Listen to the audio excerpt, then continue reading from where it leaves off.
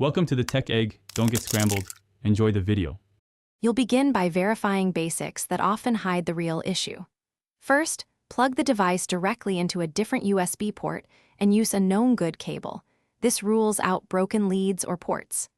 Next, note the device model and your operating system version because drivers differ by model and OS.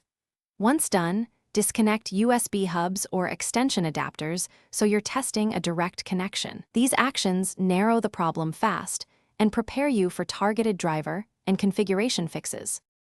Now focus on drivers and power behavior since most unsupported errors stem from those.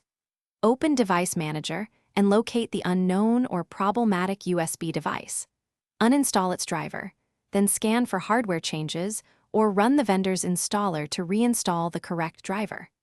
Make sure USB Selective Suspend is disabled in Power Options and turn off power saving on individual USB root hubs to prevent auto-disable. Also check for device firmware updates on the manufacturer site and apply them carefully using their tool.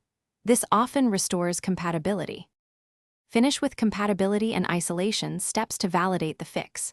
If possible, connect the device to another computer. If it works there, the host is at fault and you should inspect OS settings or layered security. For older devices, install drivers in compatibility mode or use the vendor's compatibility utility to bridge modern OS differences.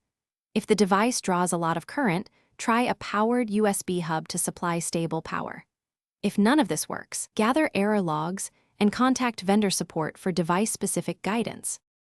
Thanks for watching. Consider subscribing if I helped unscramble your problems.